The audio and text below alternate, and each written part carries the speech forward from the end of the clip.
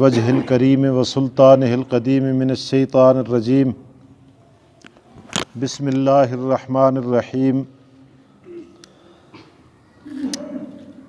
الف لام میم ذالک الکتاب لا ریب فیہ ھدی للمتقین الذین یؤمنون بالغیب وَيُقِيمُونَ الصَّلَاةَ وَمِمَّا رَزَقْنَاهُمْ يُنْفِقُونَ وَالَّذِينَ يُؤْمِنُونَ بِمَا أُنزِلَ إِلَيْكَ وَمَا أُنزِلَ مِن قَبْلِكَ وَبِالْآخِرَةِ هُمْ يُوقِنُونَ أُولَئِكَ عَلَى هُدًى مِّن رَّبِّهِمْ وَأُولَئِكَ هُمُ الْمُفْلِحُونَ إِنَّ الَّذِينَ كَفَرُوا سَوَاءٌ عَلَيْهِمْ أَأَنذَرْتَهُمْ ام لم تنذرهم لا یؤمنون صدق اللہ العظیم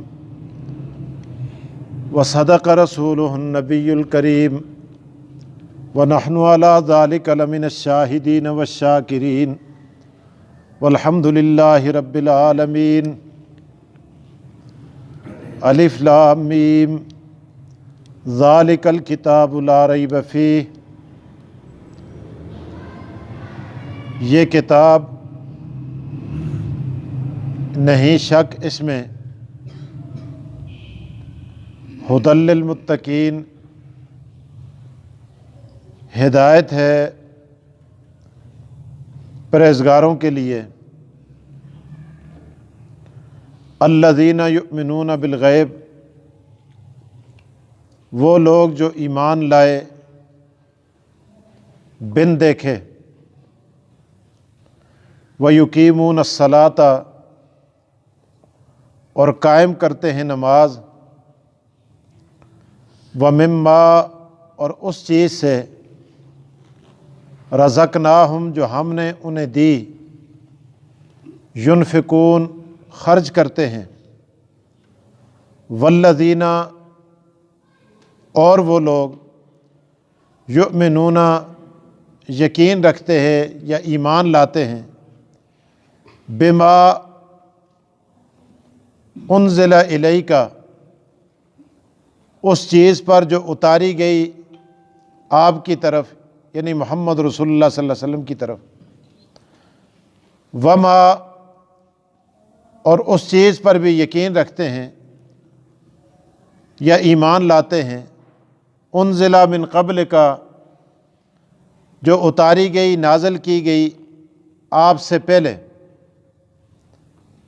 وَبِالْآخِرَةِ هُمْ يُوقِنُونَ اور قیامت کے دن پر وہ لوگ یقین رکھتے ہیں اولئک علی ھدی من ربہم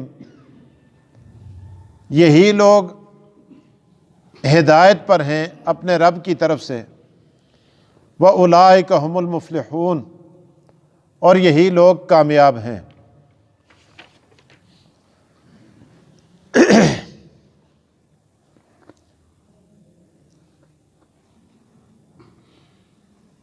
سورہ فاتحہ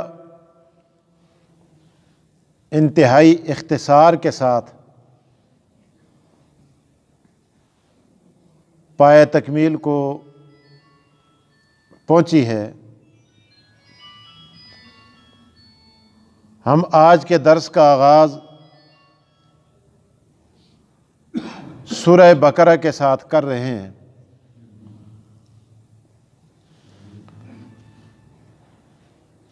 سورہ بقرہ قرآن کریم کی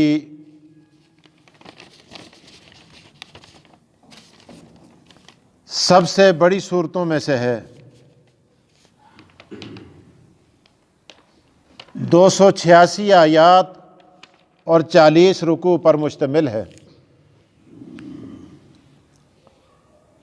مدنی صورت ہے یعنی مدینہ منورہ میں اس کی آیات نازل ہوئی ہیں بعض آیات مکی بھی ہیں لیکن چونکہ کثرت کے ساتھ آیات کا تعلق مدینہ منورہ میں نزول کے ساتھ ہے، تو اس لیے سورت کو مدنی سورت کہا جاتا ہے۔ ایک بات۔ دوسری بات یہ ہے، یہ قرآن کریم کی طویل ترین ساری سورتوں میں سے بڑی سورت ہے۔ دو باتیں، یہ ابتدائی باتیں کم از کم یاد ہو جائیں۔ تیسری بات، سورہ بقرہ کی آیات کی تعداد 286 ہے۔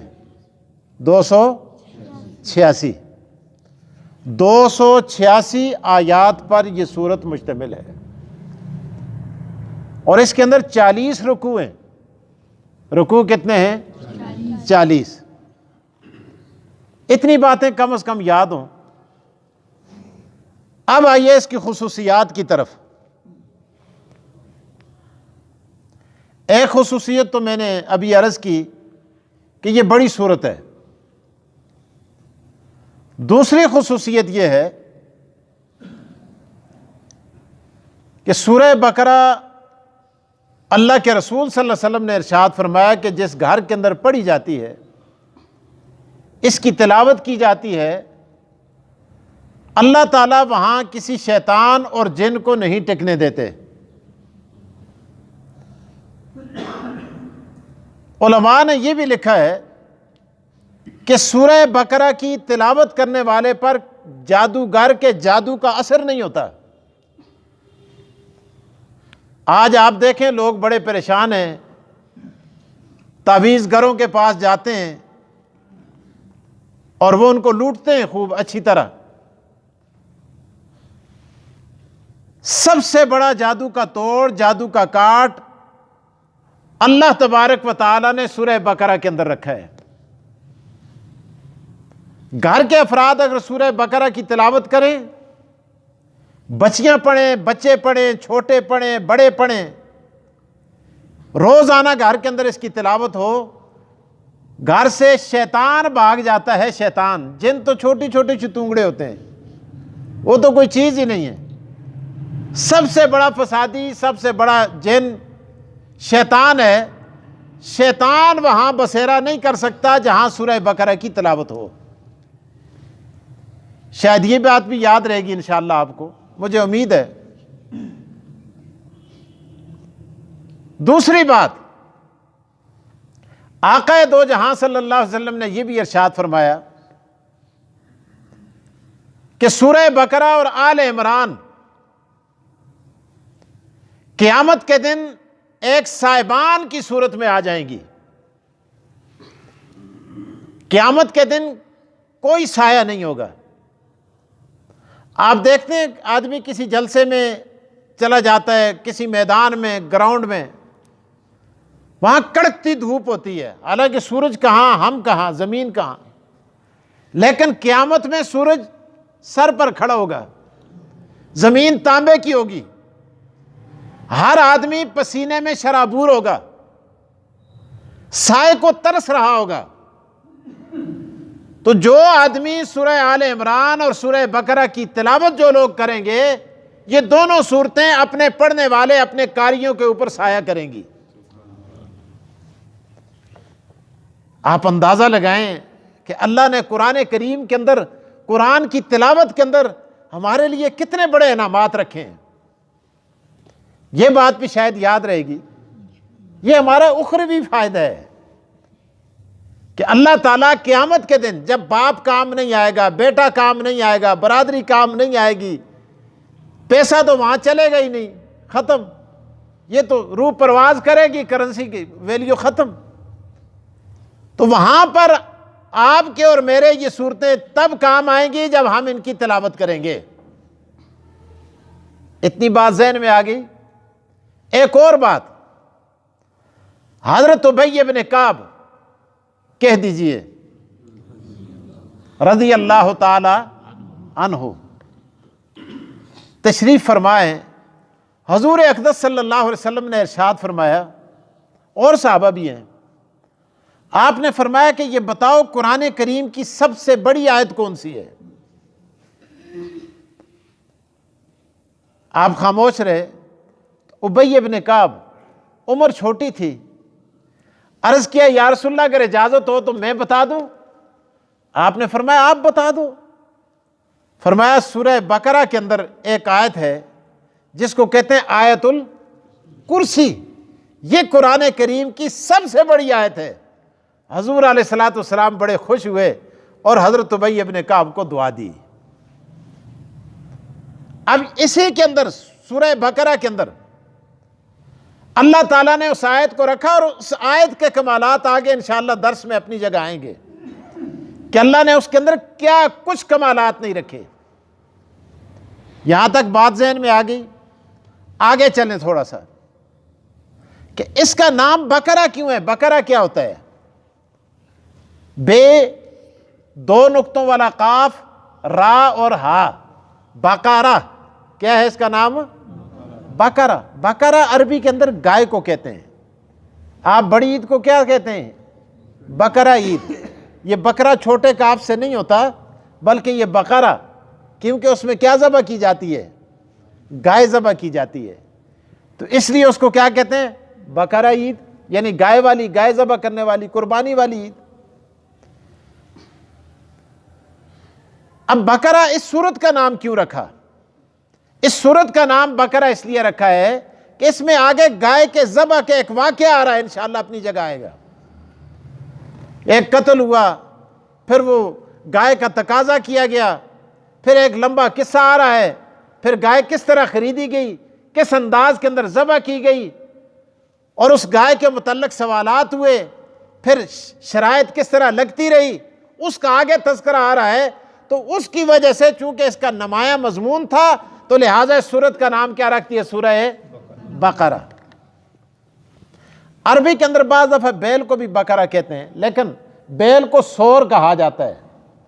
سور کس کے ساتھ؟ سا کے ساتھ، سین کے ساتھ نہیں۔ کس کے ساتھ؟ سا کے ساتھ سور۔ اب دیکھیں، آپ مکہ مکرمہ چلے جائیں، اللہ تعالیٰ آپ کو لے جائے، اللہ مجھے بھی لے جائے، بار بار اللہ تعالیٰ سب کو لے جائے۔ مکہ مکرمہ میں جبل سور ہے۔ جبل سور کو جبل سور اس لیے کہتے ہیں، اس کے اندر پھر ایک غار ہے، اس کو غار کو کیا کہتے ہیں؟ غار سور۔ وہ غار سور بھی اسی لیے کہ وہ غار جبل سور کے اندر ہے، اس پہاڑ کا نام جبل سور ہے، لہٰذا اس غار کو بھی کیا کہتے ہیں؟ غار سور۔ اب میں نے وہاں پوچھا میرے بھائی حاجی عبد الخی صاحب، میں نے کہا اس کو جبل سور کیوں کہا جاتا ہے؟ مجھے کہنے لگے دیکھو اس کو، یہ آپ کو کس طرح معلوم ہوتا ہے؟ میں نے غور کیا، میں نے دیکھا تو بالکل وہ پہاڑ اس طرح نظر آتا ہے جس طرح بیل ہوتا ہے۔ تو بیل کو عربی میں کیا کہتے ہیں؟ سور۔ تو عربوں نے اس پہاڑ کا نام کیا رکھ دیا؟ جبل سور۔ تو اس پہاڑ کے اندر وہ غار ہے جس میں محمد رسول اللہ تشریف فرما ہوئے، اس غار کا نام بھی کیا ہوگا؟ غار سور۔ تو بہرحال بیل کو کیا کہتے ہیں؟ سور، اور گائے کو کیا کہتے ہیں؟ بقرہ۔ کیا کہتے ہیں؟ بقرہ۔ اس میں چونکہ گائے کا تذکرہ آگے آ رہا ہے، گائے کے ذبح کا ایک قصہ آگے آ رہا ہے، تو لہٰذا اس سورت کا نام کیا رکھا؟ سورہ بقرہ۔ ماشاءاللہ، یہاں تک بات ہوگی۔ اب آگے الف لام میم، یہ حروف مقطعات ہیں، کٹے ہوئے حروف۔ بعض لوگوں نے بڑی کوشش کی ہے، ٹل لگایا ہے کہ اس کے معنی، مفاہیم، مطالب کچھ بیان کیے ہیں، لیکن بالآخر جمہور کی رائے یہ ہے کہ ان کے بارے میں یہی کہنا چاہیے کہ اس کے معنی اللہ جانتا ہے یا اللہ کا رسول جانتے ہیں۔ اور یہ بھی علماء نے لکھا ہے کہ یہ خدا اور خدا کے حبیب کے درمیان کوڈ ورڈ جس کو کہتے ہیں نا، کہ بعض دفعہ بعض مخصوص الفاظ ہوتے ہیں مخصوص لوگوں کے درمیان، یہ آقا دو جہاں اور خدا کے درمیان یہ ایک مخصوص کلام ہے، کوڈ ورڈ ہے۔ اللہ تبارک و تعالی جانتے ہیں یا اللہ کا حبیب جانتا ہے۔ اور جو آدمی کا اپنا ہوتا ہے، جس کے ساتھ خاص تعلق ہوتا ہے، تو خاص زبان کوڈ ورڈ کے اندر اسی کے ساتھ بحث کی جاتی ہے، کلام کیا جاتا ہے، اور اس سے اللہ تبارک و تعالیٰ کا اپنے حبیب کے ساتھ تعلق کا اندازہ بھی ہوتا ہے۔ الف لام میم، ذالک الکتاب لا ریب فیہ، فرمایا یہ کتاب، اس میں کوئی شک نہیں، دنیا کا کوئی لکھنے والا یہ جرت نہیں کر سکتا کہ وہ لکھنے کے بعد یہ کہے کہ جی دیکھ لو اس کتاب میں کوئی شک نہیں ہے۔ لیکن یہ چیلنج اللہ تبارک و تعالیٰ کر رہے ہیں کہ جب بھی قاری قرآن کریم کی تلاوت کرتا ہے تو فرمایا ذالک الکتاب لا ریب فیہ۔ ایک بات، دوسری بات ذہن میں رکھیں انہی آیات کی تفسیر کی روشنی میں، دوسری بات، ذالک الکتاب، فرمایا یہ وہی کتاب ہے۔ مشرکین تو ان پڑھ تھے نا، یہودی پڑھے لکھے تھے۔ اللہ تعالیٰ بتا رہے ہیں او یہودیوں، او عیسائیوں، تمہاری کتابوں کے اندر جس کتاب کی بشارت دی گئی ہے نا، لا ریب و لا شک یہ وہی کتاب ہے کہ جس کی بشارت تورات کے اندر موجود ہے، جس کی بشارت انجیل کے اندر موجود ہے۔ ذالک الکتاب لا ریب فیہ، یہ ایسی کتاب ہے جس میں کوئی شک نہیں ہے۔ اب آگے دوسری خصوصیت اس کی یہ ہے ھدی للمتقین، اس میں ہدایت ہے پرہیزگاروں کے لیے۔ پرہیزگار کے معنی ڈرنے والے۔ پرہیزگار آدمی ڈرتا ہے، حرام کھانے سے ڈرتا ہے، ملاوٹ سے ڈرتا ہے، چور بازاری سے ڈرتا ہے، ظلم سے ڈرتا ہے۔ تو فرمایا ڈرنے والوں کے لیے، خشیت الہی دل کے اندر رکھنے والوں کے لیے اس میں ہدایت ہے۔ بارش برستی ہے نا، باغات پر بھی برستی ہے اور گندگی کے ڈھیروں پر بھی برستی ہے، لیکن ڈھیر پر برستی ہے وہاں سے تعفن اٹھتا ہے، باغات پر برستی ہے وہاں سے خوشبو اٹھتی ہے۔ اللہ فرماتے ہیں قرآن کریم سب کی ہدایت کے لیے، لیکن اس سے ہدایت اخذ کون کرتا ہے؟ جو اللہ سے ڈرنے والے ہوتے ہیں، متقی اور پرہیزگار ہوتے ہیں۔ یا اللہ متقی کون لوگ ہوتے ہیں؟ ہمیں ان کا بھی تعارف کرا۔ اللہ فرماتے ہیں الذین یؤمنون بالغیب، پرہیزگاروں کی پہلی صفت یہ ہے کہ وہ بغیر چو چراں کے، بغیر حیل و حجت کے، بغیر دیکھنے کے اللہ کی ذات پر ایمان لے آتے ہیں، اللہ کی ذات کا یقین کرتے ہیں۔ آج بھی بعض لوگ کہتے ہیں جی اسی خدا کو کی مانا، ہم خدا کو کیوں مانے؟ جی آنکھوں سے نظر ہی نہیں آتا، دکھائی نہیں دیتا۔ بھائی تمہاری آنکھیں ہیں ہی کیا؟ تمہارے کان ہیں ہی کیا؟ تمہاری ناک ہے ہی کیا؟ تمہاری آنکھیں دن کو نظر آتا ہے، تمہاری آنکھوں کو رات کو نظر نہیں آتا۔ کتے رات کو دیکھتے ہیں، چوہے رات کو دیکھتے ہیں، بلیاں رات کو دیکھتی ہیں، خنزیر رات کو دیکھتے ہیں، لیکن آدمی رات کو نہیں دیکھ سکتا۔ کتے کو کبھی ٹارچ کی ضرورت پڑی ہے؟ بلی کو ضرورت پڑی ہے؟ کسی خنزیر کو ضرورت پڑی ہے؟ کسی چوپائے کو ضرورت پڑی ہے؟ وہ بغیر بیٹری کے، بغیر ٹارچ کے رات کو چلتا ہے۔ تو اور میں نہیں چل سکتے۔ آپ بتاؤ کہ جس کی نگاہ کتے سے بھی کم ہے، جس کی نگاہ بلی سے بھی کم ہے، جس کی آنکھ میرے دوستو چوپاؤں سے بھی کم ہے، اور وہ کہے جی مجھے نظر نہیں آتا میں اس لیے نہیں مانتا، اور بعض چیزیں تجھے نظر نہیں آتی پھر بھی تو مانتا ہے۔ جہاز ایک جا رہا ہے نا فضا کے اندر، اڑتا ہے جہاز نا، آدمی جہاز کو جاتے ہوئے دیکھتا ہے۔ اب اس سے کہو کہ جی جہاز اتنی سواریوں کو لے کے اڑ رہا ہے، اس کا کوئی چلانے والا ہے کہ نہیں؟ وہ کہے گا جی ہے۔ اس سے کہا جائے گا دکھاؤ، وہ کہے گا جی نظر نہیں آتا لیکن میں مانتا ہوں یہ جہاز بغیر چلائے نہیں، بغیر پائلٹ کے نہیں اڑ سکتا، اتنی سواریوں کو لے کر یہ فضا کے اندر اڑ رہا ہے۔ اور بدبخت کے بچے، چھوٹا سا جہاز اتنی سواریوں کو لے کر، سامان، ساز و سامان کو لے کر بغیر پائلٹ کے فضا کے اندر نہیں اڑ سکتا، تو اتنا بڑا جہان بغیر چلانے والے کے چلتا ہے؟ اس کا بھی تو کوئی چلانے والا ہے۔ وہاں پائلٹ کو بغیر دیکھے مانتا ہے، تو زمین پہ کھڑا ہے وہ اوپر کھڑا ہے، لیکن خدا کو بغیر دیکھے تسلیم نہیں کرتا۔ اللہ فرماتے ہیں وَفِي أَنفُسِكُمْ أَفَلَا تُبْصِرُونَ، اپنے اندر جھانک کے دیکھ تجھے خدا نظر آ جائے گا۔ اوپر دیکھ خدا نظر آ جائے گا، نیچے دیکھ، دائیں دیکھ، بائیں دیکھ، خدا تجلی سو بسو، جدھر دیکھتا ہوں ادھر تو ہی تو۔ فرمایا یؤمنون بالغیب، متقی پرہیزگاروں کی پہلی صفت یہ ہے کہ وہ دیکھنے کا تقاضا اور مطالبہ نہیں کرتے، وہ بغیر دیکھے اللہ کی ذات پر ایمان لے آتے۔ دیکھ لیا پھر تو بات ہی ختم۔ بھائی موت کے وقت جب غرغرہ شروع ہو جاتا ہے، عالم نزع شروع ہو جاتا ہے، توبہ قبول نہیں ہوتی۔ کیوں نہیں ہوتی؟ آپ کو پتہ ہے کیوں نہیں ہوتی؟ میں نے پوچھا محدثین سے، بھائی بتاؤ کیوں قبول نہیں ہوتی؟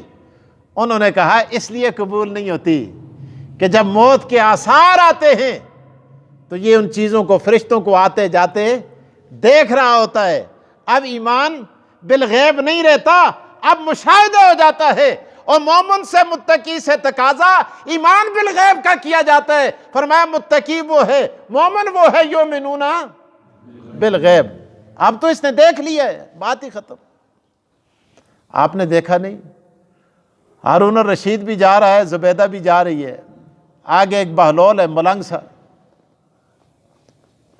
وہ چھوٹے چھوٹے کوٹھے بنا رہا ہے۔ ہارون الرشید نے پوچھا بہلول کیا بنا رہے ہو؟ کہنے لگا مکان بنا رہا ہوں۔ کس لیے بنا رہے ہو؟ کہنے لگا لیتے ہو؟ یہ مجذوب بڑے عجیب لوگ ہوتے ہیں۔ کہا لیتے ہو؟ اس نے کہا کیا ہوگا، کس لیے، کیا کروں گا میں؟ کہا لوگے تو جنت میں مکان ملے گا۔ مجذوب کیا کہتے ہیں؟ جنت میں، بہلول کہتے ہیں جنت میں مکان ہے۔ اس نے ٹھوکر ماری، گزر گیا۔ اس نے کہا پاگل ہے تو، اسی لیے تو میں تجھے کہتا ہوں۔ نکل گیا۔ زبیدہ پیچھے پیچھے وہ بھی جا رہی ہے۔ اس نے بھی پوچھا، عورتیں نرم دل ہوتی ہیں، بہلول سے پوچھا کیا بنا رہے ہو؟ اس نے کہا مکان بنا رہا ہوں۔ کہا تم بھی لیتی ہو؟ اس نے کہا کتنے کا ہے؟ کہا 1 درہم کا۔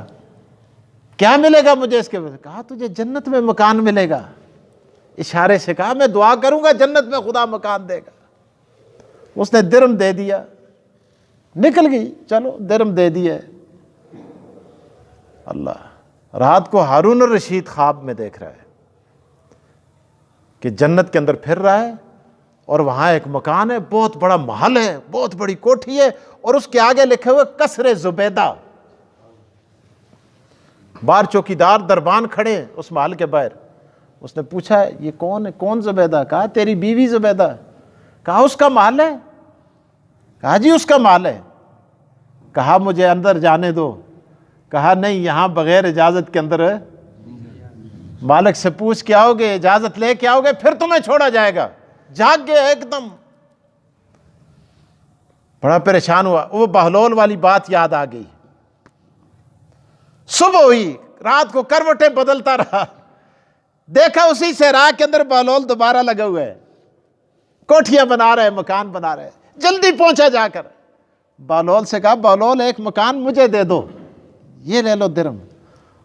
اس نے کہا کل اس کی قیمت 1 درہم تھی، آج اگر تم اپنی پوری بادشاہی بھی دے دو میں تمہیں دینے کو تیار نہیں۔ اس نے کہا کیوں؟ کہا کل بن دیکھے سودا تھا، آج تو تم دیکھ کے آ رہے ہو۔ یؤمنون بالغیب، یؤمنون بالغیب۔ اللہ تعالیٰ کی ذات کو ایسے مانے، ایسے مومن مانے کہ خلوت اور جلوت میں اللہ تعالیٰ کا یقین ہو۔ آپ دیکھیں روایات میں آتا ہے سیدنا عمر فاروق رضی اللہ تعالیٰ عنہ تشریف لے جا رہے ہیں، دودھ کی ضرورت پڑی، ایک جگہ پڑاؤ ڈالا، ساتھ لشکر بھی ہے، برتن لے کے گئے، دیکھا ایک چرواہا گڈریا بکریاں چرا رہا ہے۔ اس گڈریے سے جا کر کہا ہمیں دودھ دے دو۔ اس نے کہا نہیں دے سکتا۔ کہا کیوں نہیں دے سکتے؟ حضرت عمر حکمران ہے، 22 لاکھ مربع میل پہ حکمرانی کرنے والا۔ کہا دے دو۔ اس نے کہا نہیں دے سکتا۔ کہا کیوں نہیں دے سکتے؟ وجہ کیا ہے؟ اس لیے نہیں دے سکتا میں کرائے پہ بکریاں چراتا ہوں، مجھے مالک نے دودھ بیچنے کی اجازت نہیں دی۔ اچھا تم مالک کے اتنے وفادار ہو؟ حضرت عمر نے ہاں جی کیوں نہیں، مالک کا کھاتا ہوں، وفادار نہیں ہوں۔ کہا تمہیں ایک ترکیب بتا دوں۔ حضرت عمر نے اس کے ایمان کو اور جانچنا چاہا، پرکھنا چاہا، کیونکہ امیر المومنین تھے، کہا ایسا کرو ایک بکری بیچ دو مجھ پر، کیونکہ میں جانتا ہوں نا تم دودھ لے کے جاؤ گے، دودھ کم ہوگا، مالک تمہاری سرزنش کرے گا، سزا دے گا، تنخواہ کاٹے گا، یہ ہوگا وہ ہوگا فلاں ہوگا، ایسا کرو یہ ایک بکری بیچ دو، پیسے جیب میں رکھو، مالک کو یہ کہنا بکری بھیڑیا کھا گیا ہے۔ اللہ اکبر! جب یہ بات اس چروائے نے سنی جو جنگل میں تھا، اس نے کہا، چیخ ماری اور کہا، یا عبد اللہ فائن اللہ، او اللہ کے بندے، مالک کو جا کر کہہ دوں گا کہ بکری بھیڑیا کھا گیا ہے، اور مالک کا مالک خدا جو دیکھ رہا ہے اس کو کیا جواب دوں گا؟ فرمایا متقی وہ ہیں، پرہیزگار وہ ہیں، یؤمنون بالغیب، بن دیکھے اللہ کی ذات پہ یقین رکھتے ہیں، یؤمنون بالغیب، عقیدہ ان کا اتنا پختہ ہے۔ اور آگے فرمایا، یہ پہلی بات عقیدے کے ساتھ، کہ عقیدہ ان کا یہ ہے کہ خلوت میں بھی خدا دیکھتا ہے، جلوت میں بھی خدا دیکھتا ہے۔ اور آگے فرمایا اگلی بات دوسری، وَيُقِيمُونَ الصَّلَاةَ، عقیدہ بھی ٹھیک ہے اور اعمال کے اعتبار سے اتنے اچھے ہیں کہ وہ نماز پڑھتے ہی نہیں بلکہ نماز کو قائم کرتے ہیں۔ ایک ہے نماز کا پڑھنا، ایک ہے نماز کا قائم کرنا۔ آپ بتاؤ آج ہم قائم کرتے ہیں نماز کو؟ نماز بھی پڑھتے ہیں، رشوت بھی لیتے ہیں، نماز بھی پڑھتے ہیں، ملاوٹ بھی کرتے ہیں، نماز بھی پڑھتے ہیں، چور بازاری بھی کرتے ہیں، نماز بھی پڑھتے ہیں، ڈاکہ زنی بھی کرتے ہیں، نماز بھی پڑھتے ہیں، بدنگاہی بھی کرتے ہیں۔ فرمایا وَيُقِيمُونَ الصَّلَاةَ، یؤمنون بالغیب، اور آگے فرمایا وَيُقِيمُونَ الصَّلَاةَ، اور نماز قائم کرتے ہیں اعمال کے اعتبار سے۔ اور آگے فرمایا وَمِمَّا رَزَقْنَاهُمْ يُنْفِقُونَ، اور جو چیز ہم نے انہیں دی، یہ نماز جانی عبادت، اور آگے فرمایا جو ہم نے انہیں دیا، يُنْفِقُونَ، اسے اللہ کے راستے میں خرچ بھی کرتے ہیں۔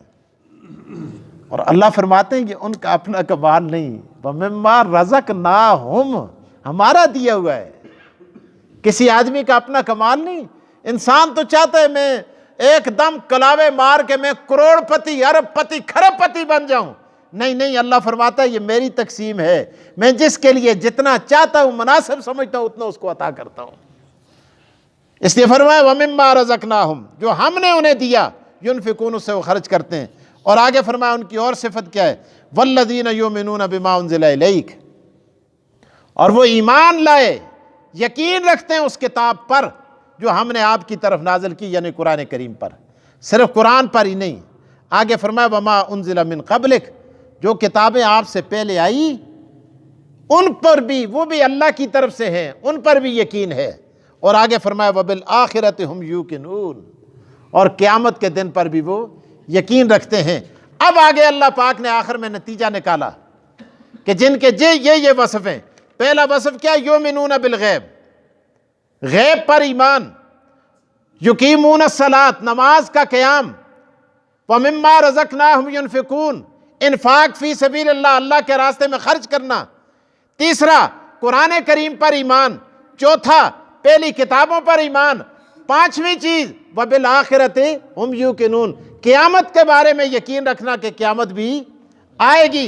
اب آگے اللہ پاک فرماتے ہیں، فرمایا اولئک علی ھدی من ربہم واولئک ھم المفلحون، اولئک علی ھدی من ربہم، یہی لوگ ہدایت پر ہیں اپنے رب کی طرف سے، یہی لوگ ہدایت پر ہیں اپنے رب کی طرف سے۔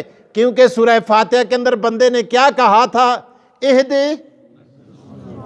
اہدنا الصراط المستقیم، اے اللہ میں تیری بارگاہ کے اندر تیری صفتیں بیان کر کے، الحمدللہ رب العالمین الرحمن الرحیم مالک یوم الدین ایاک نعبد و ایاک نستعین، اللہ میں تیری صفتیں بیان کر کر کے تجھ سے کیا مانگتا ہوں؟ اہدنا الصراط المستقیم۔ اللہ پاک نے فرمایا یہ اوصاف اپنے اندر پیدا کر تو کیا ہوگا؟ اولئک علی ھدی من ربہم، اولئک علی ھدی من ربہم، یہی لوگ ہدایت پر ہیں اپنے رب کی طرف سے، واولئک ھم المفلحون، اور یہی لوگ کامیاب ہیں۔ 3 طبقات کا ذکر آ رہا ہے، پہلا طبقہ ایمان والوں کا، دوسرا طبقہ کافروں کا، تیسرا طبقہ آگے منافقوں کا آئے گا۔ کل انشاءاللہ کافروں اور منافقوں کے حالات آ رہے ہیں۔ اللہ تبارک و تعالی مجھے اور آپ کو قرآن کی سمجھ دے۔ وآخر الدعوانا ان الحمدللہ رب العالمین۔